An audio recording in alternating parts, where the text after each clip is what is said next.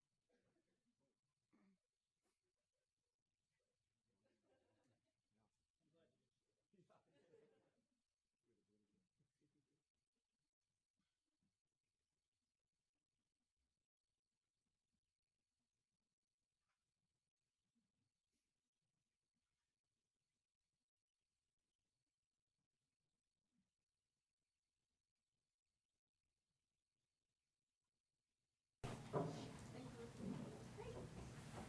All right, we'll call tonight's meeting to order. Joan, roll call, please. Director Hockert? Here. Director Kelsenberg? Here. Director Lauer? Here. Director Petrie? Here. Director Corbeni? Director Philander? Here. Chair Sherman? Here. Uniform. Great, let's stand for the Pledge of Allegiance. I Pledge allegiance to the flag of the United States of America and to the republic for which it stands, one nation, under God, indivisible, with liberty and justice for all. All right, I will go ahead and make a motion to approve tonight's agenda. Can I get a second? Director Philander with a second. All those in favor of approving tonight's agenda, raise your hand and say aye. Aye. Opposed? Agenda approved. We're going to move on to the consent agenda, and I'm going to start the motion with Director Kelsenberg. Yeah, I would like to pull two items from consent, E and F, or VE and VF. Great. Okay. All right, so we have, I'll make a motion to approve, to second that, basically approving items A, B, C, D, and G. All those in favor of approving? Second. Oh, wait. I know, well, he kind of. He can pull it, anybody can pull it from the agenda without a second. Oh, Okay. on the Okay, consent. that's right. So Okay. he could do that. Okay, And then so you I'll can make just a move on motion. with the, yep. Okay. Petrie with the second. All those in favor of approving items A, B, C, D, and G, raise your hand and say aye. Aye. Opposed? Did you get a second on that? Yes. Oh, I'm Director sorry. Petrie. Thank you.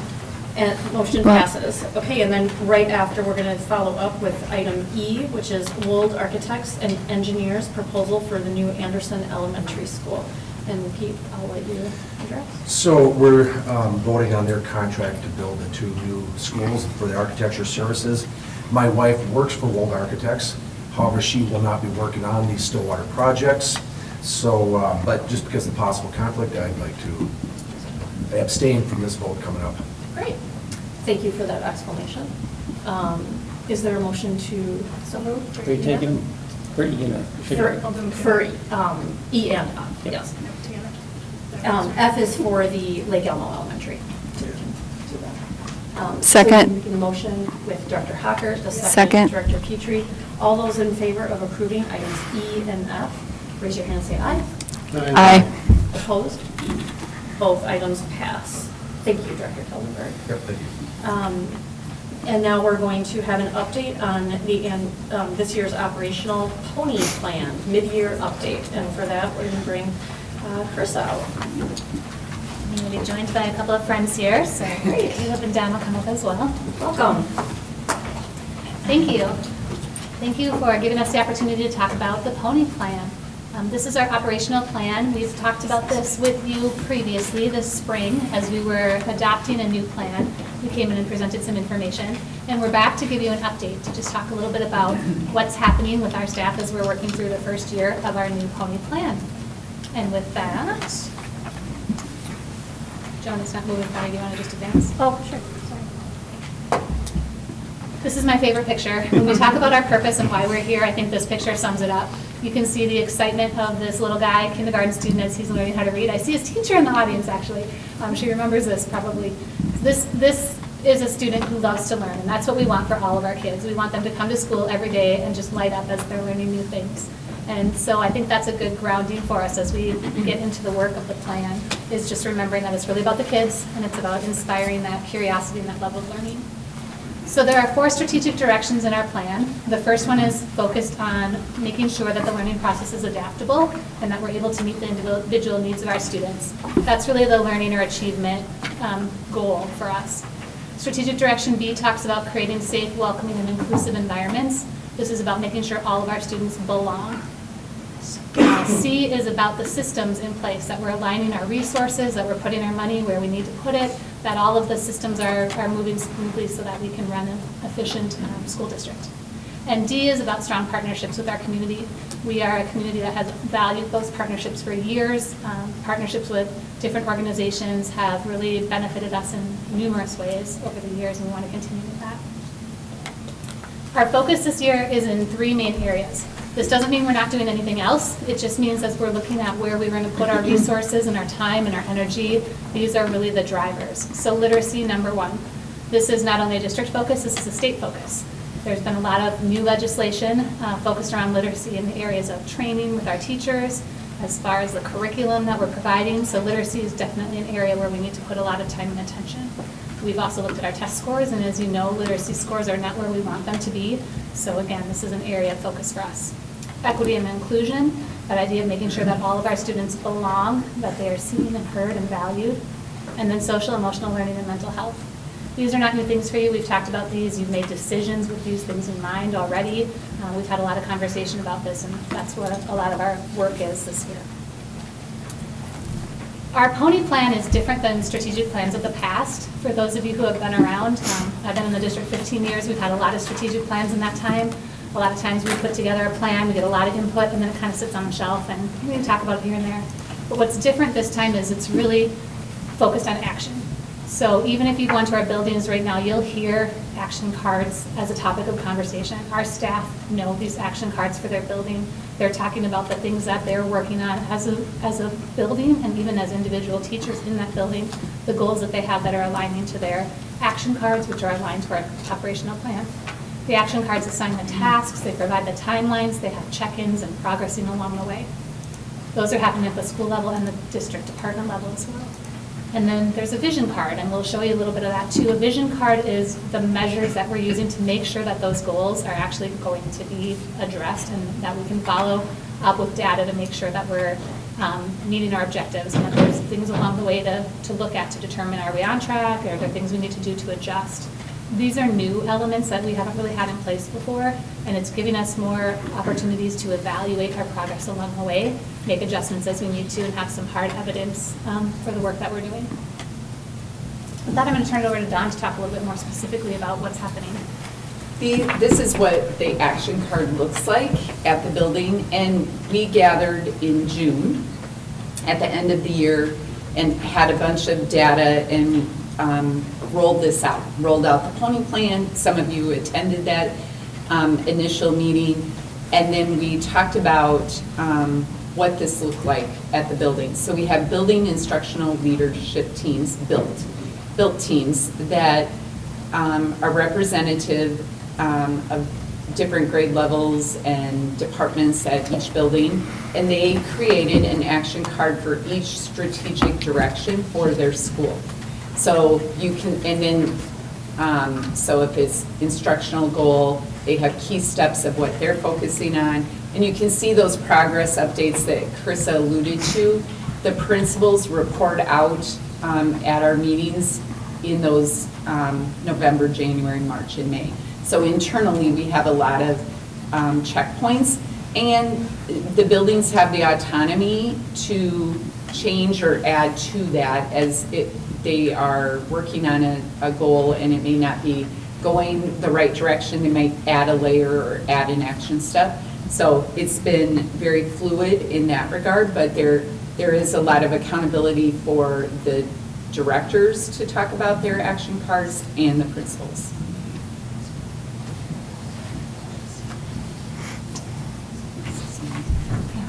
So at the district level, there are 15 action cards, and they're kind of across departments. There's some where we go over to different departments, but this is helping to guide our work at the department, district level. So there's things around literacy. We talked about that. Teaching and learning is working really hard on putting together committees to look at the curriculum pieces, the training that's needed, professional development across the board on different topics or other things on action cards. The bond was one we got to cross off and already completed that one, but being able to pass a bond was definitely one of our actions from earlier this year. So these are, again, the things that are guiding the work at the district level to make sure that we're meeting those goals that we've set for ourselves. And then at the school level, and again, they're all connected. So they're working on literacy, social emotional learning, systems alignment, partnerships, and communication. And again, principal goals are kind of focused into that, individual goals are focused on that, and there's alignment with the district cards as well as the school action cards.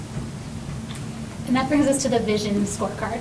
You can't read this, and that's okay. You don't need to read this. This is kind of in the weeds, the work that we're doing behind the scenes. But what we wanted to show you is the idea that we really are measuring the work of the action plans of these action cards. So for each of the strategic directions, we have identified some specific measures that will indicate how we're doing in that area. So in strategic direction A, which I talked about earlier as being kind of the learning goal, the one focused on achievement, we're looking at growth. How are our students doing in areas of literacy and math? And Caleb will dig a little deeper into that. In the areas of B, which is about safe, welcoming environments, we're looking at how our students are doing from a behavior standpoint and identifying some of those metrics. So we've identified real data that we can be looking at over not just this year, but next year and the year after that and the year after that to really determine if we're making progress.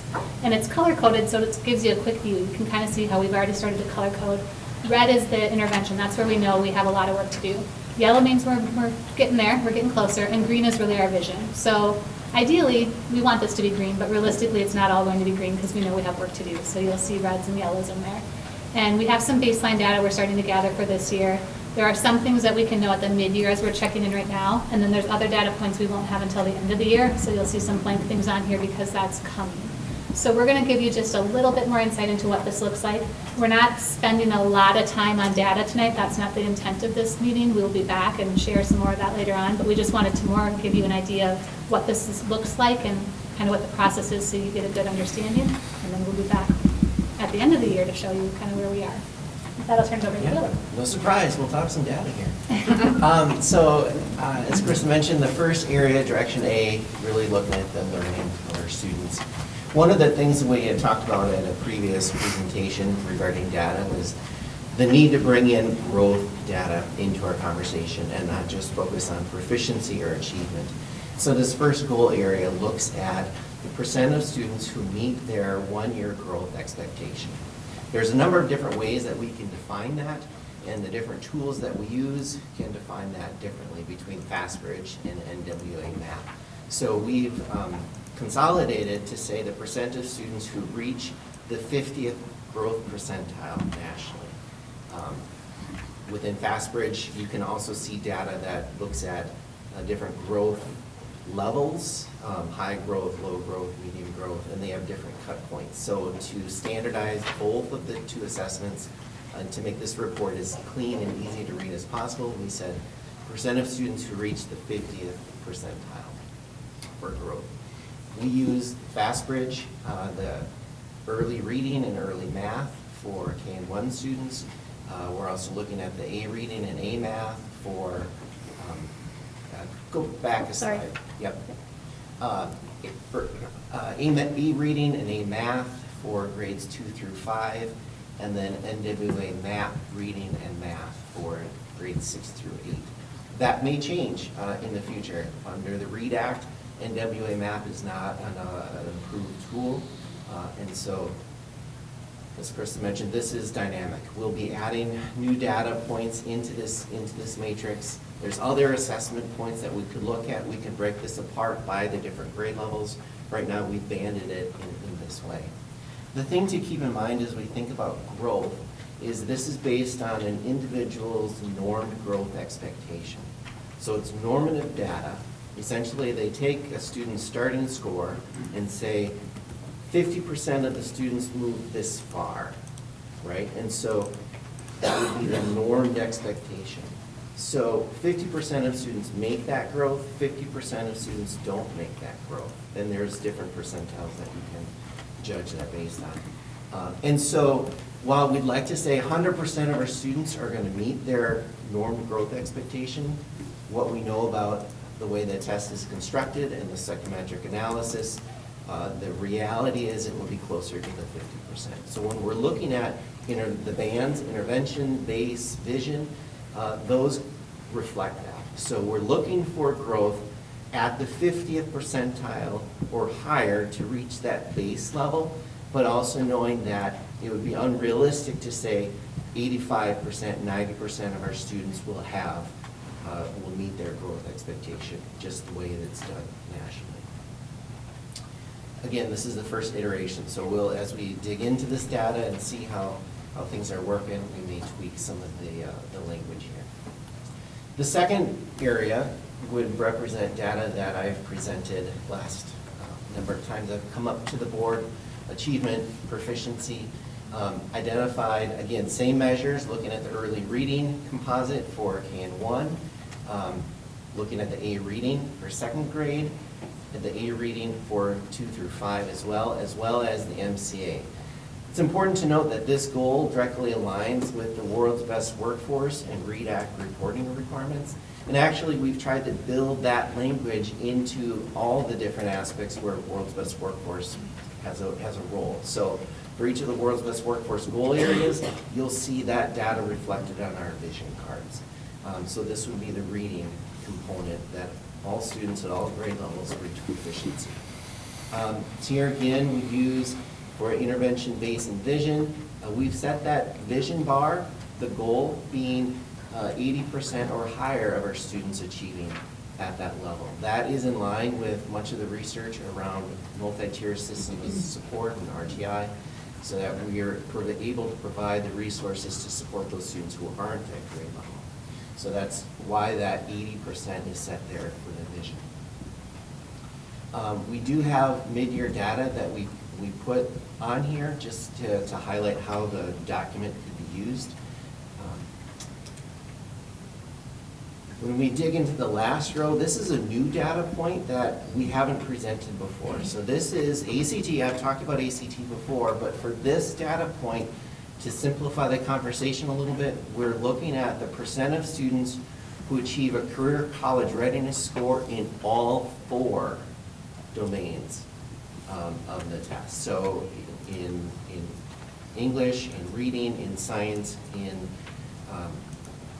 mathematics. So there's a different cut point, a different scale score for each of those areas. I think like reading's at 18 and math is 22 or science. So there's different numbers that we're looking at. So the percent of students that achieve those measures in all 4 areas, really to reflect college career readiness. We also will have on here AccuPlacer and ASVAB as those data points are made available to us. So again, this is just to quickly highlight how the cards can be used, how they'll inform some of our future conversations at the board table, as well as the internal ongoing conversations. Graduation rate is the 5th World's Best Workforce goal area. That's not referenced on these slides, but it is part of the overall vision. The last direction I'll talk about is direction B, fostering a safe, welcoming, and inclusive environment.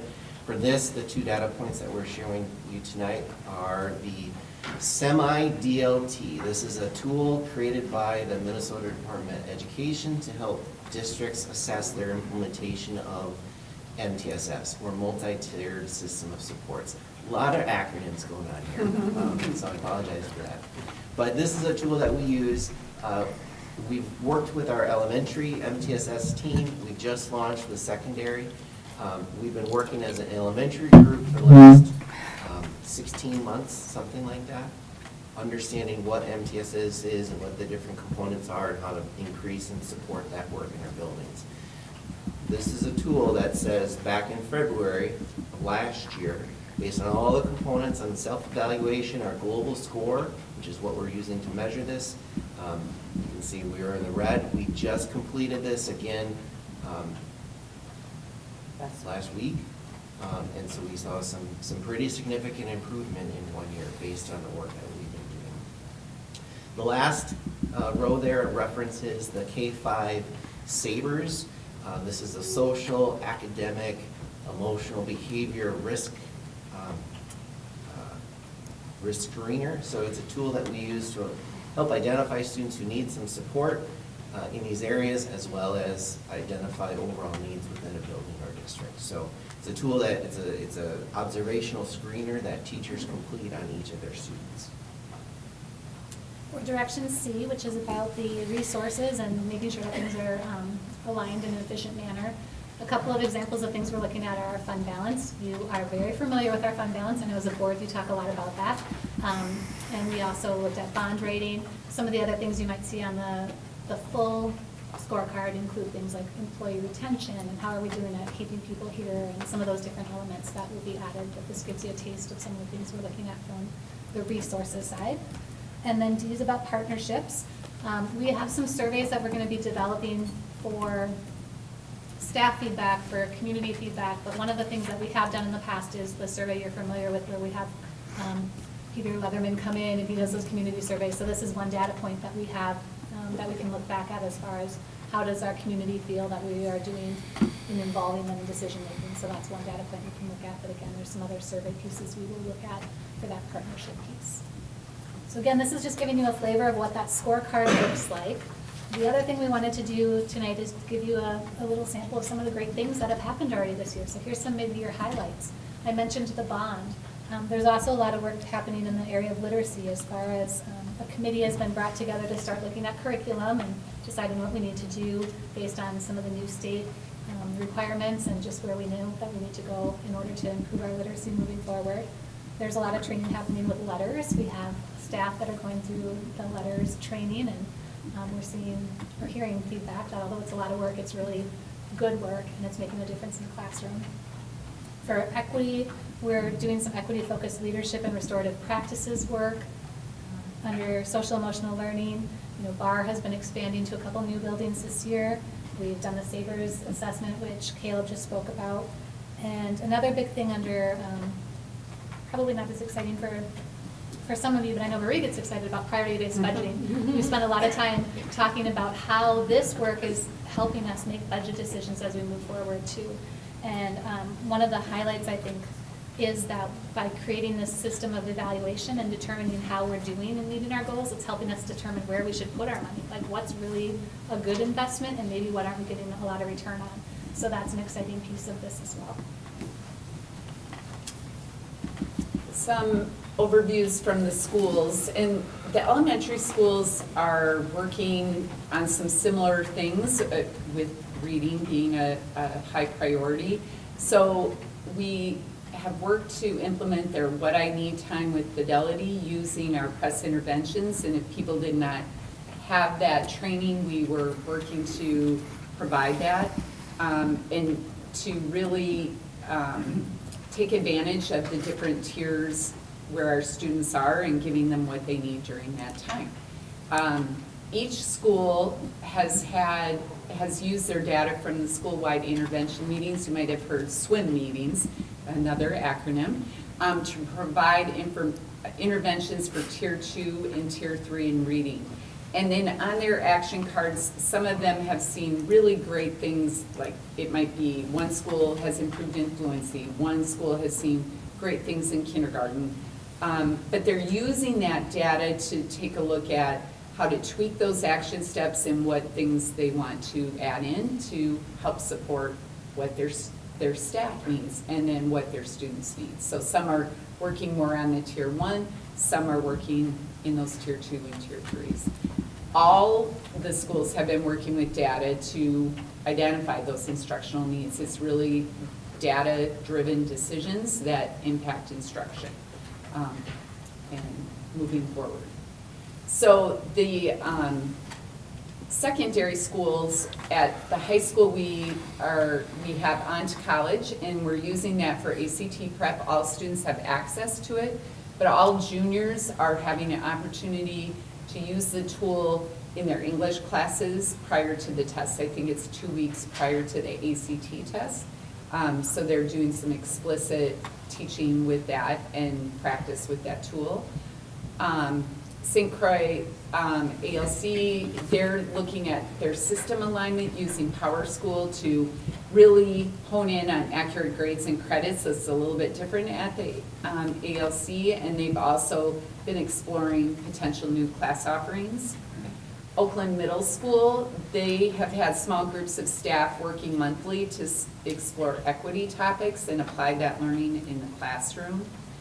And then Stillwater Middle has been providing, at the end of each quarter, kind of the staff has volunteered to do something that might be of interest to them, like it might be making Swiftie bracelets as an example. And students can sign up to be in that hour. It's very fun there. So they're taking their hobbies or interests, and then students are getting to match that kind of as a celebration at the end of each quarter. But it also is really focusing in on fun and relationships with the middle school students. So that's been a highlight there. Can I ask a question on that, if you could go back? I'm struck by the difference between the highlights at the two middle schools. The one seems very, equity, learning in the classroom, focused on teacher development, and the other is, which is great. The That bracelets doesn't- and the fun. Yeah, and when we ask them to do this, we ask them to give a high-level overview.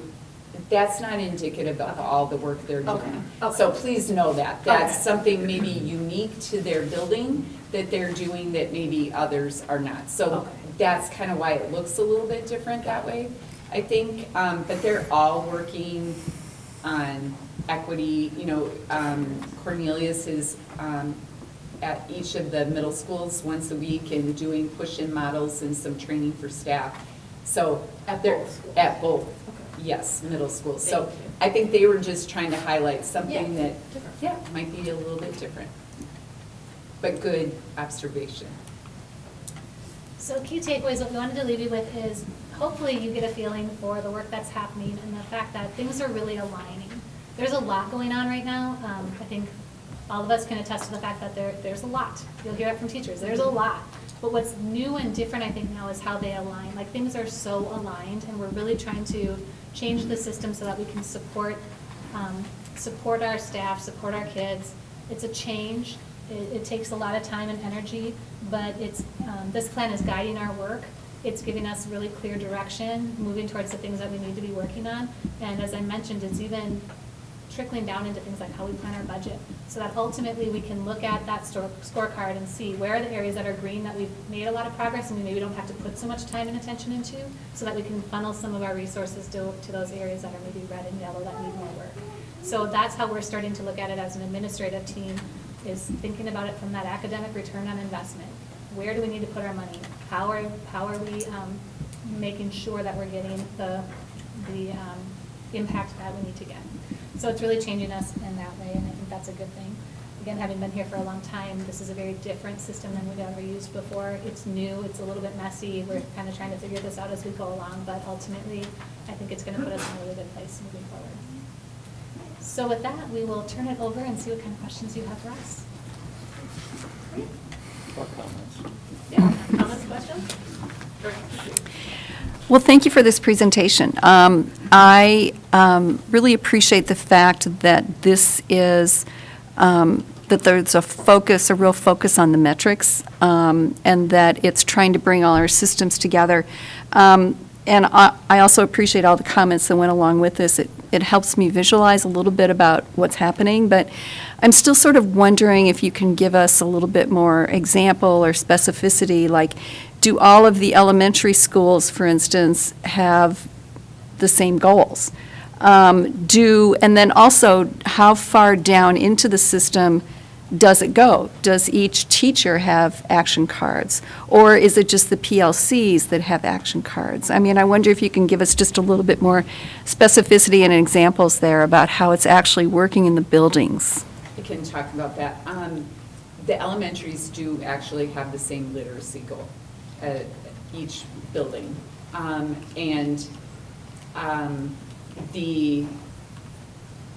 goals that the teachers choose to use at the beginning of the year with QCOM are very much in line with those school goals. They have to meet that school goal. So yes, and our principals, just another thing to that, all of them have an instructional, strategic direction A focuses on that instructional goal. They all have a goal with their evaluation tool related to that as well. So those pieces are all aligned. Their action steps, though, could be different. The elementaries, because of the nature of our MTSS process and what I need and press interventions and things like that, are similar in that instruction, but they might have added some other action steps to make that happen in their building. For instance, because of their data, or at mid-year, they decided, we need to tweak this based on our data. So they might have added an action step or changed an action step to get the results that they're hoping to at the end. So again, it's focused on growth. It's meant to be a fluid document. It's meant to, that people know that it's not a secret what we're working on, but that we want it to be fluid in the fact that they have the ability to change with the data that they're being presented with throughout the year. So those are the pieces that I think are really important. Their other goals, they all have, at the elementary, again, we implemented this My Savers, so that has been on all of their action cards as well. So there are some more consistencies at the elementary because of our strong MTSS process that we are embedding, and you can see that that's grown.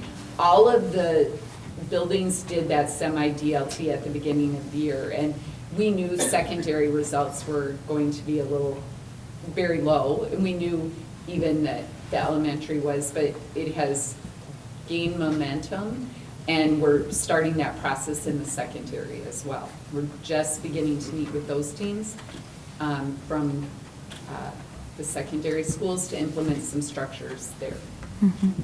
So do the individual teachers have action cards, or is it just No. groups of teachers, or? It's the building instructional leadership team that has the goal, or the Okay. action cards that create the goals and share that with their staff.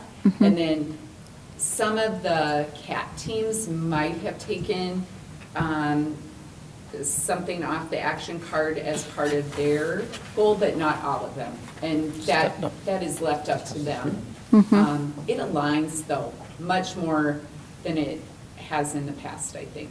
And the good thing, I've worked with this structure before in 2 different districts, and I feel like our staff and our admin team have really taken this structure and done a great job with it as far as really living it and making it part of their, process. So I'm really excited about what it's done so far and where it can continue to take us with the alignment. Okay. So this is the first time we've done, like a pony plan that I can remember. I mean, I'm just a community member. We haven't done anything like this. I know we're not like looking at the data, but it's hard not to as a board member to say there's a lot of red, right? So as we look, this is mid-year. At the end of the year, are we kind of going to expect that this is going to be a years-long process? We're probably not going to be like, wow, look at how far we've come. We're in the green. I mean, we could be higher, but better, but in the red still.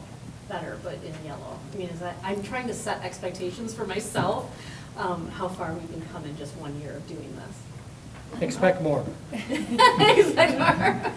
Part of the intent of a plan like this is we know we have to grow, so the Yeah. areas, I mean, they should be Yes. red to start or yellow to start, Totally. right? Like if everything was green, we wouldn't need a plan. No. So that is also a multi-year plan. We don't expect that our literacy scores are going to be, where they need to be. We need to in a be year. moving. Incremental. I have seen too often in my career, districts what I call on the roller coaster. You go up, you go down, you go up, you go down. The intent of this, well, there's a multi-intentions, but it's to put us, on a direction where we're going in an upward fashion. The other thing I can say, and again, we threw a lot of stuff at you. And I'll say this, there's still too much stuff occurring in this district, okay? We talk about alignment of systems. We're still doing a lot of things, and our teachers are, working exceptionally hard. But at the same time, I think we're asking them to, we had a meeting this morning and with QSC, and we've got these meetings, and we have to figure out as a district how we can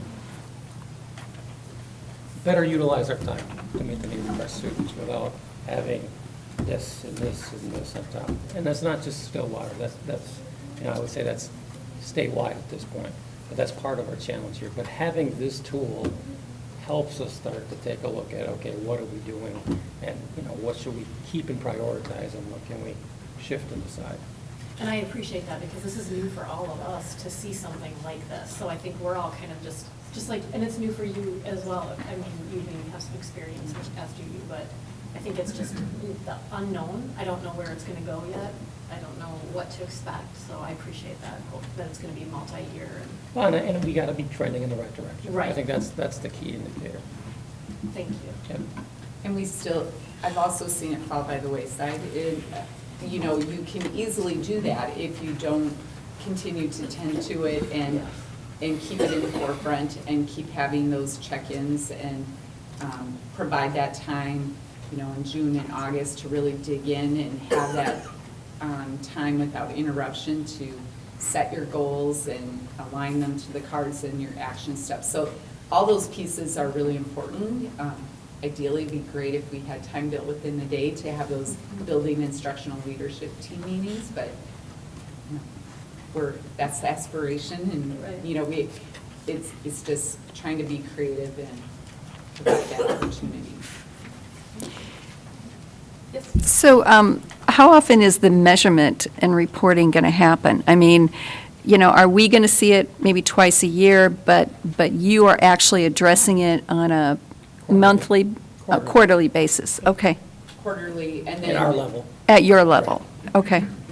And then when I meet with the principals, which I try to do about every 6 weeks, some I meet with very frequently, but we're talking about these pieces as well. Mhm. And I'll continue doing my World's Best Workforce report. Because I can see where changes, it's, I've said this before, it's hard to turn a ship around. And you need to allow time for the change to happen. So you don't want to measure too frequently, because then it feels as though nothing is happening. So, but quarterly is. And quarterly for some metrics, some, it's gonna be annually, just the way the thing is set up. Another important piece to just point out is that the action cards are really for the building. I'm not going over, when we're thinking about the action cards, we encourage people to set big goals, and to think about what could be. So we're not to be able to take risks with, the potential to fail. And again, a fluid document. So that's why you're not going to hear the actual report of each action card by school, because that's something that they're working on, but we have that system in place to check the accountability and what they need. What do you need in order to make this happen? But we're hoping then the end result of the data will speak for itself in those metrics. Does that make sense? So those action cards are connected to the school and have ownership there, that live there. And then, again, hopefully the goal is that we'll see those great improving results. Mhm. Yes, Dr. Hunter. Thank you. This is a lot of information, and it's striking me how much work our staff is doing behind the scenes that I'm not always aware of, and how much this is a new direction, new learning for our staff and at all levels. And I really appreciate kind of getting a better idea of all the work that is going into this. A lot of the questions I been coming up with. You guys have been doing a great job answering, so I appreciate that. And the one that I kind of have left is how can the board continue to support this work? I know that in our consent agenda tonight, we approved a grant for literacy funding, and I hope more of those will be coming our way. But are there other tangible things that we can do to really support the work and find the time and the energy and the finances to make sure that the strategic plan is successful? Well, we had our legislative breakfast, you know, I don't know, 3 weeks ago maybe. You know, we have a lot of unfunded mandates coming out of the legislature. You know, we get the READ Act. The READ Act is requiring our K-3 teachers to be trained in letters, all right? No funding coming with them. The READ Act is requiring districts to, well, they're not requiring, they're encouraging districts to have, you know, materials that are from a small select list. They're not providing funding for those new materials. And as you have heard, a curriculum purchase, you know, what are we talking, Caleb? K-8, 3 million, 5 million, something like that? So one thing that you as a board can do is really work with our state legislators to fund some of these requirements that are coming in. Because you heard it, well, we're not going to use this anymore, we're not going to use that anymore. So we're going to have to get some funding someplace for that, because you saw our fund balance. So that's the biggest area I think that we could use support. I think another thing is just that emotional support of, and the noticing like you just did, of people are working really hard top to bottom to try to keep these things in alignment and to get, we all expect more and want different results. That is easier said than done, and continuing, we have people working really hard, and I think, you know, just the fact that, like, you were noticing and observing that, I think that goes a long way to know that people are doing a lot of things each and every day, and I'm really hopeful that those, having this alignment and those goals will get great results for our students as we move forward. Since you asked the question, I'll give you another one. And you heard this before, but I want to, again, I think it's real important. We have come up with a mandate from the legislature that we cannot suspend K-3 students. So now we have K-3 students who normally would threaten somebody to hurt them that we are not supposed to send home and deal with at school. And so we have come up with this mandate. I understand the rationale behind it, but we have received no funding for additional support personnel to help work with our struggling students. And, you know, social emotional past the K-3 level is still a significant concern for our staff in this district when dealing with students. And what are we receiving from the state on that? Nothing, or next to nothing. So if we want, we have to go out and get grants, et cetera, et cetera. So, Which isn't sustainable. So, again, I think that these are some things that get in the ear of our state lawmakers, and hey, this is real world, folks. And so that's another area. So thanks for asking. Yeah, and that, to go along with that, that implementation of restorative practices as your first piece that you have to do in any discipline is super time consuming. So we're training on it. We will have the capacity to take that training back into the buildings. But to do that restorative piece well, you need time and individuals that can do it. So to go along with Dr. Funk's statement, it all goes together.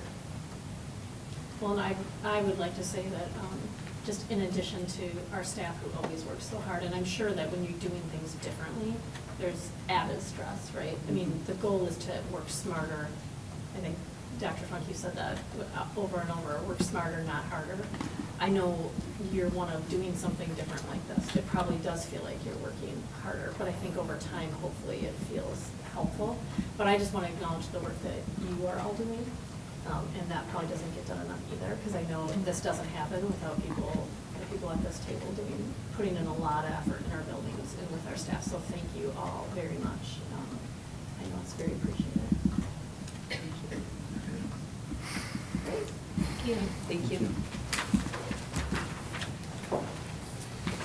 All right, under our strategic direction C, utilize systems and align resources in an efficient manner to support learning, we are going to be looking at our second reading for policy 208. Good evening, Chair Sherman and members of the board. I'm here to present the second reading of policy 208. As you see, the development, adoption, and implementation of policies.